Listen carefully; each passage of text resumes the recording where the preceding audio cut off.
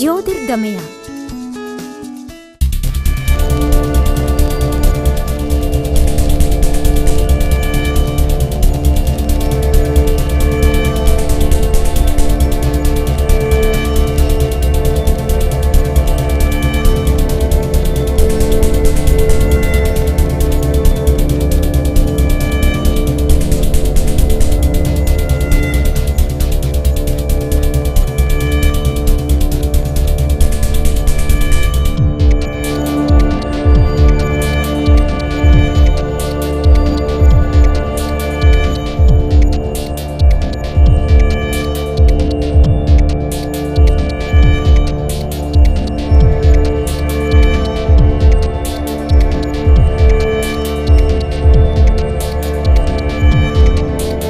ജ്യോതിർഗമയ.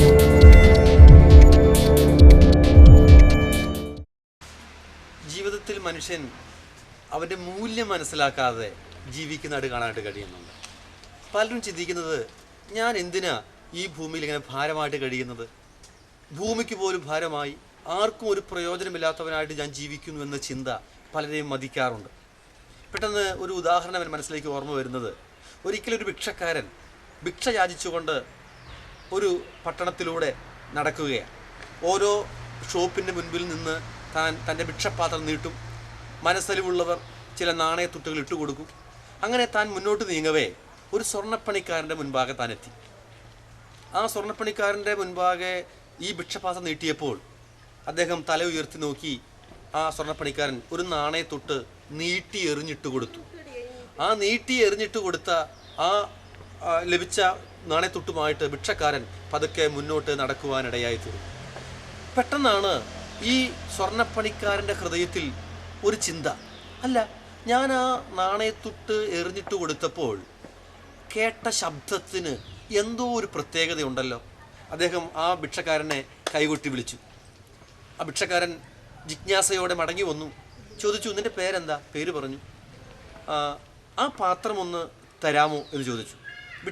ഭിക്ഷക്കാരൻ ആ പാത്രം സ്വർണ്ണപ്പണിക്കാരൻ്റെ കയ്യിൽ കൊടുത്തു. അദ്ദേഹം ആ പാത്രം പ്രത്യേക സോപ്പൊക്കെ ഇട്ട് വൃത്തിയായി കഴുകി. എന്നിട്ട് ചോദിച്ചു, സുഹൃത്തെ, ഈ ഭിക്ഷപാത്രം നിനക്ക് ആരാണ് തന്നത്? താൻ പറഞ്ഞു, എൻ്റെ പിതാവാണ് തന്നത്. ആ പിതാവ് എന്തിയെ? അദ്ദേഹം മരിച്ചുപോയി. ആ പിതാവിന് ഇത് എവിടെ നിന്ന് കിട്ടി? അദ്ദേഹം പറഞ്ഞു, ആ പിതാവിൻ്റെ പിതാവ്, എൻ്റെ ഗ്രാൻഡ് ഫാദർ, എൻ്റെ മുത്തശ്ശനാണത് അദ്ദേഹത്തിന് കൊടുത്തത്. അദ്ദേഹവും മരിച്ചുപോയി. പക്ഷെ വാസ്തവത്തിൽ ഈ സ്വർണ്ണപ്പണിക്കാരൻ അത് കഴുകി വൃത്തിയാക്കിയപ്പോഴാണ് മനസ്സിലായത്, ഇതൊരു നല്ല സ്വർണ്ണ പാത്രമാണ്, ഒരു തങ്ക പാത്രമാണ്. ഇതിൻ്റെ ഗൗരവം ഈ ഭിക്ഷക്കാരൻ അറിയില്ല. അല്ല, തൻ്റെ പിതാവ് അറിഞ്ഞിരുന്നില്ല, പിതാമഹൻ മുത്തശ്ശനും അത് അറിഞ്ഞിരുന്നില്ല. നോക്കണേ, തനിക്കോ പല തലമുറകൾക്ക് സുഭിക്ഷമായി ജീവിക്കത്തക്ക നിലയിൽ മൂല്യമുള്ള ഒരു പാത്രമായിട്ടാണ് ഈ ഭിക്ഷക്കാരൻ നടക്കുന്നത്, താൻ ജീവിക്കുന്നത്. എങ്ങനെ ജീവിക്കുന്നു? മറ്റുള്ളവൻ്റെ മുൻപാകെ കൈ നീട്ടിക്കൊണ്ട് അതെ ഒരു ഭിക്ഷക്കാരനായിട്ട് ജീവിക്കുകയാണ്. എന്നെ കേൾക്കുന്ന പ്രിയ ശ്രോതാവേ, പലപ്പോഴും നമുക്കുള്ള നന്മകളെക്കുറിച്ച് നമുക്ക് തിരിച്ചറിയാൻ കഴിയുന്നില്ല. നമുക്കുള്ള ഗുണഗണ സവിശേഷതകൾ എന്താണെന്ന് നാം പലപ്പോഴും തിരിച്ചറിയാറില്ല, ഗ്രഹിക്കാറില്ല. നമ്മുടെ പ്രശ്നം മറ്റുള്ളവനുള്ളത് എനിക്കില്ലല്ലോ എന്ന് വിചാരിച്ച് നാം നിരാശപ്പെടുകയാണ്. വാസ്തവത്തിൽ ഇങ്ങനെ നമുക്കുള്ളതിനെക്കുറിച്ചും തിരിച്ചറിഞ്ഞ് നാം അതിൽ പ്രാഗൽഭ്യത്തോടെ സന്തോഷത്തോടെ ഒന്ന് ജീവിച്ച് നോക്കിക്കേ, എത്ര അനുഗ്രഹിക്കപ്പെട്ട ജീവിതമായിരിക്കും അതെ അങ്ങനെയുള്ള ജീവിതം. ഞാൻ പറഞ്ഞു വരുന്നത്, വാസ്തവത്തിൽ നമ്മുടെ ജീവിതത്തെക്കുറിച്ച് അതെ അതിൻ്റെ നമുക്കുള്ള നന്മകളെക്കുറിച്ച് നാം വ്യക്തമായി തിരിച്ചറിയണം. ദൈവ സൃഷ്ടിയിൽ ലോകത്തുള്ള സകല സൃഷ്ടിജാലങ്ങളും ദൈവമാണ് സൃഷ്ടിച്ചത്.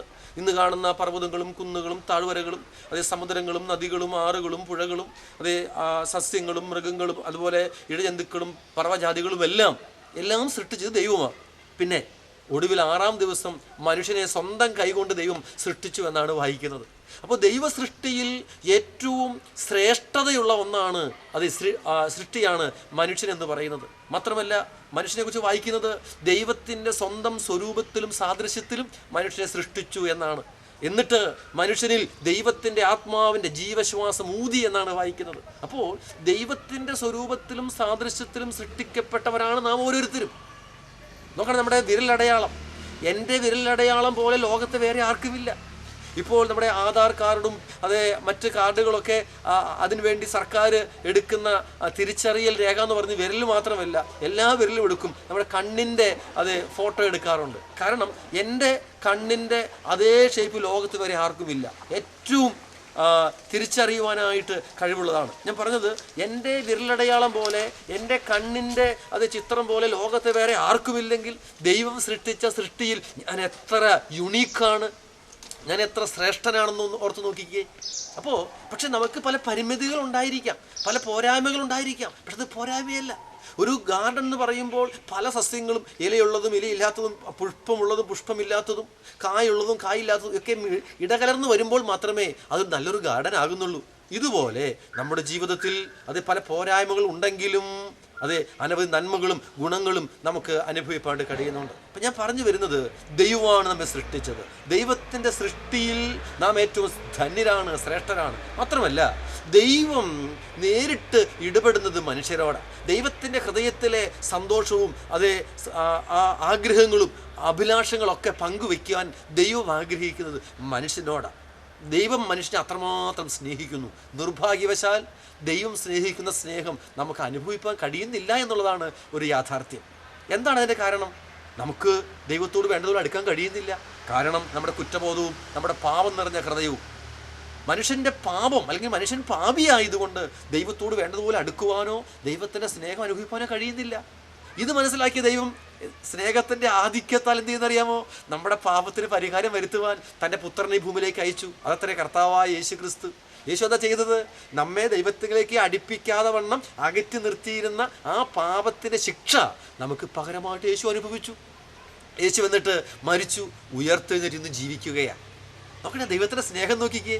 എന്തിനാ ദൈവം നമ്മളെ സൃഷ്ടിച്ച്, നമ്മളെ ദൈവത്തിൻ്റെ സ്വരൂപത്തിലും സാദൃശ്യത്തിലും സൃഷ്ടിച്ച് ദൈവത്തിൻ്റെ ഹൃദയം നമ്മോട് പകർന്ന് നമ്മെ എപ്പോഴും ദൈവമായിട്ടുള്ള ആ കൂട്ടായ്മയിൽ ജീവിക്കാനാണ് ദൈവം ആഗ്രഹിക്കുന്നത്. അതിനുവേണ്ടി നമ്മുടെ പാപത്തെ അങ്ങ് പൂർണ്ണമായി, പാപത്തിൻ്റെ ശിക്ഷ പൂർണ്ണമായും ദൈവം തന്നെ ഏറ്റെടുക്കുകയാണ്. നോക്കണേ, ആ ദൈവം ഇന്നും ജീവിക്കുന്നുണ്ട്. അതുകൊണ്ട് ഇന്നും ജീവിക്കുന്ന, അല്ല ഇന്നും നമ്മെ സ്നേഹിക്കുന്ന, നമ്മുടെ ഹൃദയത്തിലെ വ്യഥ എന്തുമാകട്ടെ, നമ്മുടെ സാമ്പത്തിക ഞെരുക്കങ്ങളോ നമ്മുടെ ശാരീരിക ബലഹീനതകളോ അല്ലെങ്കിൽ മറ്റ് മാനസിക സമ്മർദ്ദങ്ങളോ എന്തുമായിക്കൊള്ളട്ടെ, ഭാവിയെക്കുറിച്ചുള്ള ഉത്കണ്ഠയോ മക്കളെക്കുറിച്ചുള്ള പ്രയാസങ്ങളോ മാറാവ്യാധിയോ അല്ല പൈശാചിക ബാധയോ ഏത് വിഷയത്താലാണോ നാം ഭാരപ്പെടുന്നത്, നിങ്ങൾ വിഷമിക്കേണ്ട. നമ്മെ സ്നേഹിക്കുന്ന ഒരു പിതാവ് നമുക്ക് വേണ്ടി ജീവിക്കുന്നുണ്ട്. അതത്രേ കർത്താവായ യേശു ക്രിസ്തു.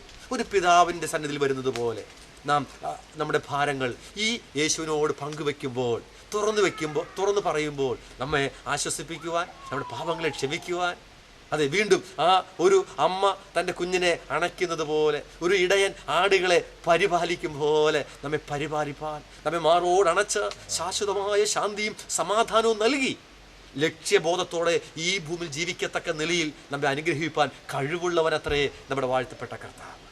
ഈ കർത്താവ് ഇന്നും ജീവിക്കുന്നു. അവൻ മതങ്ങൾക്ക് അതീതമായിട്ട്, അതേ ജാതി മത ഭേദമന്യേ ലിംഗഭേദമന്യേ നമ്മെ സ്നേഹിക്കുകയും നമ്മെ ആശ്വസിപ്പിക്കുകയും ചെയ്യുന്ന കർത്താവാണ്. അവൻ നമ്മളെല്ലാവരും സ്നേഹിക്കുന്നു. ആകയാൽ നാം നമ്മുടെ ഭാരങ്ങളും പ്രയാസങ്ങളും ആ യേശുവിൻ്റെ പാതവിടെ ഇറക്കി വയ്ക്കുമ്പോൾ ശാശ്വതമായ ശാന്തിയും സമാധാനവും നൽകി അതെ അനുഗ്രഹിക്കപ്പെട്ട ഒരു ജീവിതം നയിപ്പാനായിട്ട് ഈ കർത്താവ് നമ്മളെ സഹായിക്കും. ആയതിലേക്ക് നിങ്ങളെ ഏവരെയും ക്ഷണിച്ചുകൊണ്ട് ഞാൻ എൻ്റെ വാക്കുകളെ വിരമിക്കുന്നു. ദൈവം നിങ്ങളെ സഹായിക്കുമാറാകട്ടെ. ജ്യോതിർഗമയ